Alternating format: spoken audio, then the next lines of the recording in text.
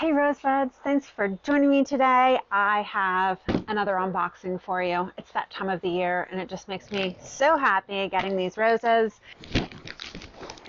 Today's unboxing, you can tell from this beautiful box, is from Grace Rose Farm.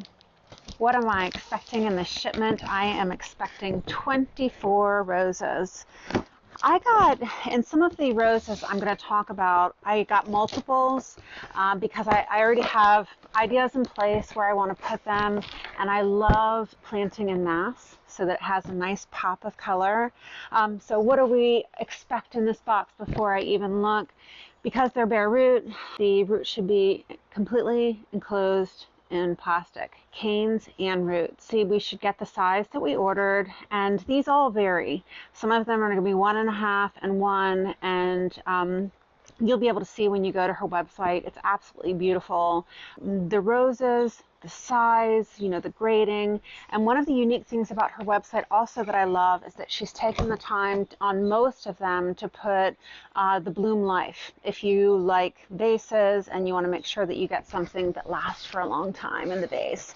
So what else are we expecting? So, you know, 3 canes the size of a pencil. They might have started to flush out in the box because of the humidity, but they really should still be asleep. And we just want to check the roots over really good and make sure there's nothing soft if it's grafted, or we don't want to see any gall on the roots, and I do not expect that.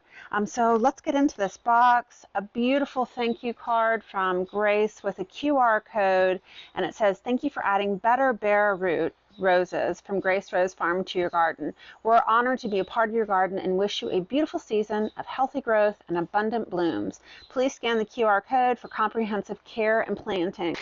Oh, I love the bright pink bow here. That just makes me happy. Okay, so here is the first one. This one is Reflecting Glory. Now, Reflecting Glory is a new rose that I tried last year and absolutely fell in love. It is a beautiful light pink color, and I'm going to be sharing spotlights on that this season. It's really healthy.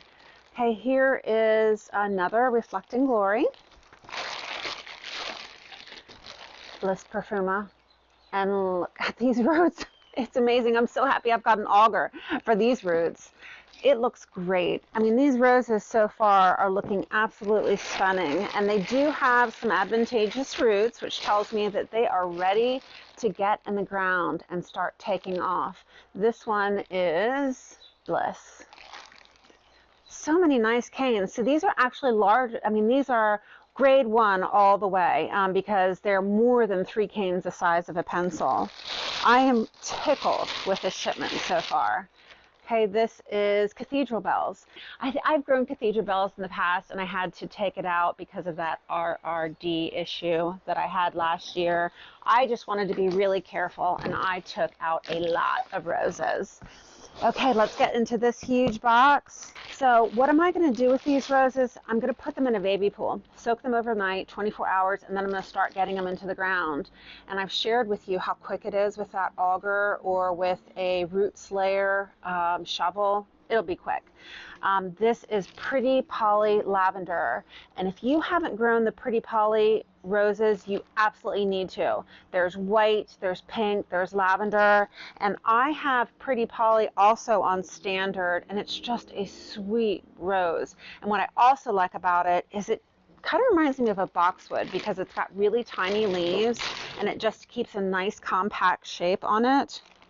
This is Blushing Drift. Oh my gosh, look at this humongous rose. This is going to do so good. They're going to take off so quickly. Now with the drift roses, I got 12. The reason why I got so many, I love drift because they are the workhorse in the garden. When roses are slowing down because of the heat, not drift. They just keep on going. And where I want to try them this year is I took out all of the white Medellin that were in the knot garden, and I'm going to put drift in and see how they handle a little bit of shade.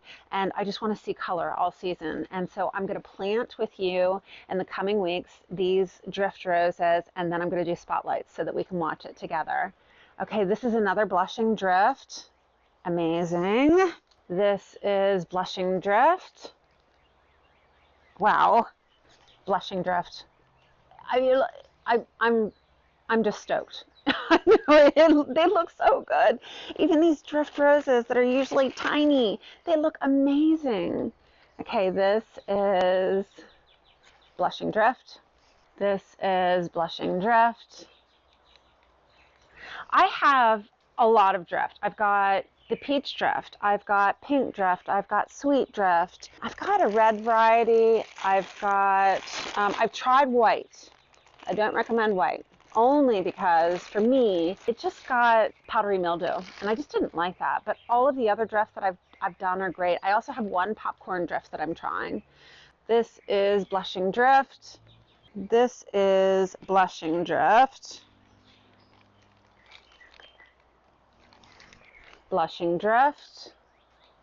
Scarlet Drift. So this is a new one. I think it's even new this year. This is a red. I want to put it out in my memorial garden, and I'm putting a lot of reds out there. So I can't wait to share this one with you when it goes into bloom. Purple Aura. Another Blushing Drift. Blushing Drift. So keep in mind, there are 12 of those. This is a Scarlet Drift. And we're going to end up with 3 total with that one. Scarlet Drift, there's my third. I mean, these look great. The roots are absolutely amazing. Okay, 2 more. A Blushing Drift. One last monster, absolutely huge. Can you see this? It is huge, and the thorns look frightening on this. Do you see it? Oh my heavens. This one is Chabris.